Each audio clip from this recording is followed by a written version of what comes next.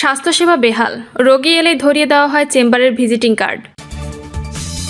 চট্টগ্রামে মিয়া গোলাম পরোয়ার, জুলাই সনদ অক্ষরে অক্ষরে পালন হবে, গণভোট বলছেন না কেন?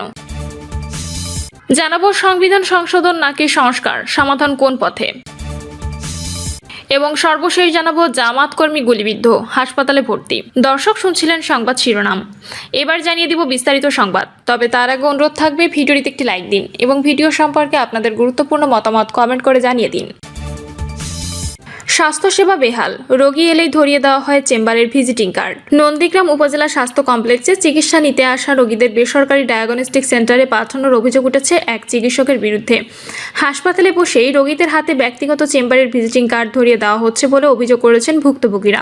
স্বাস্থ্য কমপ্লেক্সে গিয়ে দেখা যায় medicine consultant doctor Shamim Zafar Sonet বেলা 11:15 হাসপাতালে প্রবেশ করেন এবং 11টার দিকে রোগী দেখা শুরু করেন।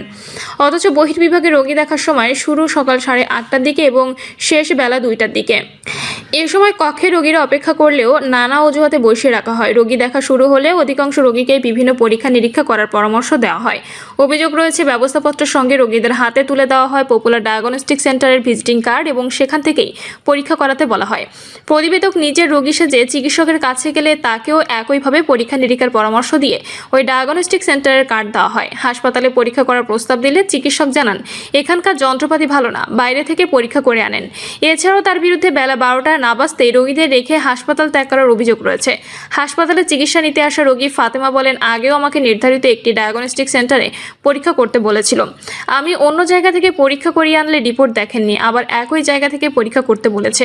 তিনি আরও বলেন, আমি গরিব মানুষ, বারবার পরীক্ষা করার টাকা কোথায় পাবো? আগের রোগী সেকেন্দার আলী প্রামাণিক অভিযোগ করেন, আমি বয়স্ক মানুষ, ডাক্তারকে অনুরোধ করলেও তিনি বলেন আজ হবে না কাল আসেন। নাম প্রকাশে অনিচ্ছুক কয়েকজন রোগী আক্ষেপ করে বলেন, সরকারি হাসপাতালে চিকিৎসা সেবা নিয়ে এমন অভিযোগ রোগীদের আস্থায় বড় ধরনের ধাক্কা দিচ্ছে। নির্দিষ্ট বেসরকারি প্রতিষ্ঠানে রোগী পাঠানোর অভিযোগ সত্য হলে তা শুধু অনৈতিকই নয়, বরং আইনগতভাবে প্রশ্নবিদ্ধ। কর্তৃপক্ষের নজরদারির অভাবে অনেকেই বাধ্য হয়ে নির্দিষ্ট সেন্টারে পরীক্ষা করছেন। অভিযোগ প্রসঙ্গে ডক্টর শামীম জাফর সনেট বলেন, কিছু পরীক্ষা বাইরে করতে বলা হয়, তবে আমি কাউকে কোনো ভিজিটিং কার্ড দিইনি। ডিউটি টাইমের আগে হাসপাতাল ত্যাগের বিষয়ে তার দাবি, ব্যক্তিগত ব্যস্ততার কারণে ওই দিন হাসপাতালে আসতে দেরি হয়েছে এবং সিনিয়র অনুমতি নিয়ে আগে বের হয়েছে। স্বাস্থ্য ও পরিবার পরিকল্পনা কর্মকর্তা ডক্টর ইকবাল মাহমুদ লিটন বলেন, বিষয়টি খতিয়ে দেখে প্রয়োজনীয় ব্যবস্থা নেওয়া হবে। চট্টগ্রামে মিয়া গোলাম পরোয়ার, জুলাই সনদ অক্ষরে অক্ষরে পালন হবে, গণভোট বলছেন না কেন? জামাত ইসলামী সেক্রেটারি জেনারেল মিয়া গোলাম পরোয়ার বলেছেন, বিএনপি জুলাই সনদকে জুলাইয়ের স্পিচ অনুযায়ী নয়, বরং নিজেদের মতো করে বাস্তবায়ন করতে চায়। তিনি প্রশ্ন তোলেন, প্রধানমন্ত্রীর উপস্থিতিতে তার পক্ষে সালাউদ্দিন আহমেদ ঘোষণা দিয়েছেন জুলাই সনদ অক্ষরে অক্ষরে পালন করা হবে। প্রধানমন্ত্রী বিভিন্ন জায়গায় একই কথা বলছেন, কিন্তু তারা গণভোট অক্ষরে অক্ষরে পালন করা হবে বলছেন না কেন? চট্টগ্রাম ইঞ্জিনিয়ার্স ইনস্টিটিউশন মিলনায়তনে 11 দলীয় ঐক্যের উদ্যোগে আয়োজিত এক সেমিনারে প্রধান আলোচকের বক্তব্যে তিনি এসব কথা বলেন। সেমিনারে প্রধান অতিথি ছিলেন লিবারেল ডেমোক্রেটিক পার্টির চেয়ারম্যান ডক্টর কর্নেল অলি আহমেদ।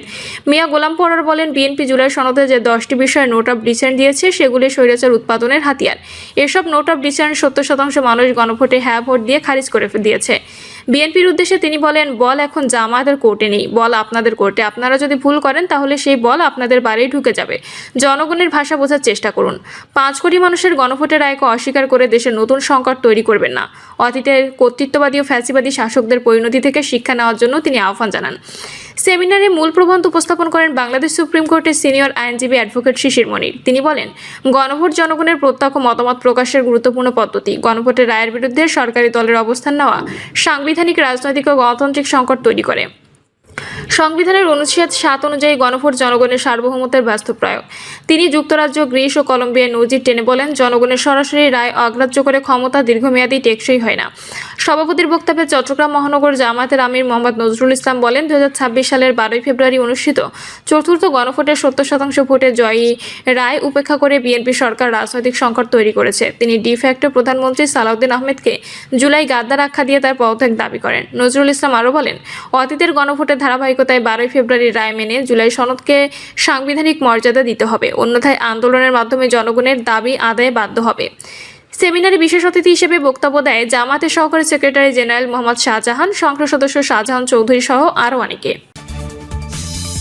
সংবিধান সংশোধন নাকি সংস্কার, সমাধান কোন পথে? ত্রয়োদশ জাতীয় সংসদ নির্বাচনে জয়ের পর শপথ অনুষ্ঠানে এক ব্যতিক্রম ঘটনার সাক্ষী হয়েছে দেশবাসী। 17 ফেব্রুয়ারি পরপর দুটি শপথ নেন দ্বিতীয় সর্বোচ্চ আসনে জয়ী দল জামাত ইসলামী এবং তাদের জোটসঙ্গী জাতীয় নাগরিক পার্টি নতুন এমপিরা। একটিতে সংসদ সদস্য ও অন্যটি ছিল সংবিধান সংস্কার কমিটির সদস্য হিসেবে। তবে বিপত্তি ঘটে সরকার গড়তে যাওয়া বিএনপির সদস্যরা শপথ নিতে এলে। সেদিন বিএনপির স্থায়ী কমিটির সদস্য সালাউদ্দিন আহমেদ শপথ অনুষ্ঠানে ডায়াসে গিয়ে সাফ জানিয়ে দেন দ্বিতীয় শপথপত্রটি সংবিধানের আলোকে নয়, সেই কারণে তারা সেই শপথ নেবেন না। এরপর সংসদের প্রথম অধিবেশনের দুই শিবিরের পক্ষে বিপক্ষে নানা যুক্তিতর্ক হয়েছে, কিন্তু নিজেদের দাবির পক্ষে নিজেদের অবস্থান থেকে সরেননি কেউই। সবশেষে গত 29 এপ্রিল সংসদে আইনমন্ত্রী আসাদুজ্জামান জামান তারা সংবিধান সংশোধনের পক্ষে, তাই এ নিয়ে 17 সদস্যের সংশোধন কমিটি গঠন করা হয়েছে। এতে সরকারি দলের 12 ও বিরোধী দল থেকে 5 জন সদস্য রাখার প্রস্তাব করা হয়। তাৎক্ষণিক প্রতিক্রিয়ায় বিরোধী দলীয় নেতা ও জামাতের আমির ডক্টর শফিকুর রহমান বলেন, কমিটি গঠনের ক্ষেত্রে তাদের ধারণাগত ভিন্নতা আছে, তাই প্রস্তাবটি নিজেরা আলোচনা করে পরে সিদ্ধান্ত জানাবেন। এরই মধ্যে জুলাই সনদের পূর্ণাঙ্গ বাস্তবায়নের পক্ষে রাজপথে কর্মসূচি ঘোষণা করেছে জামাতের নেতৃত্বাধীন 11 দলীয় জোট। তারা এ নিয়ে সরকারকে কোনোভাবে ছাড় দিতে চান না। দুপক্ষে এমন অনড় অবস্থান নিয়ে এক ধরনের বিতর্ক তৈরি হয়েছে।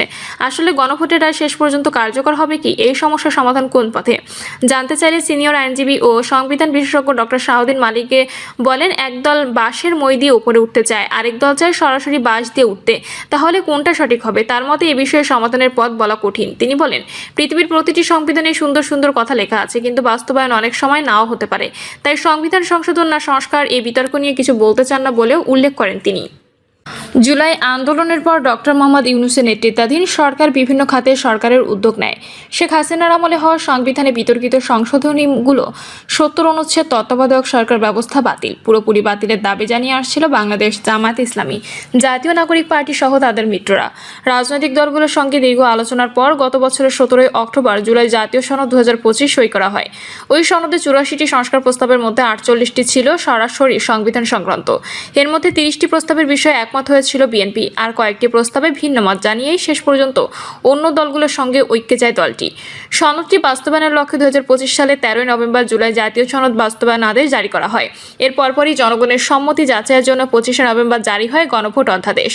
গত 12 ফেব্রুয়ারি ত্রয়োদশ জাতীয় সংসদ নির্বাচন দিলেই একই সঙ্গে গণভোট অনুষ্ঠিত হয়। জুলাই সনদে বলা হয়, নির্বাচনের ফল প্রকাশের 30 দিনের মধ্যে রাষ্ট্রপতি এই পরিষদের অধিবেশন আহ্বান করবেন, যার শেষ সময়সীমা ছিল গত 15 মার্চ। সনদ বাস্তবায়ন আদেশ অনুযায়ী সংবিধান সংস্কার পরিষদ প্রথম অধিবেশন শুরুর তারিখ থেকে 180 কার্যদিবসের মধ্যে জুলাই জাতীয় সনদ ও গণভোটের ফলাফল অনুসারে সংবিধান সংস্কার সম্পন্ন করা হওয়ার কথা।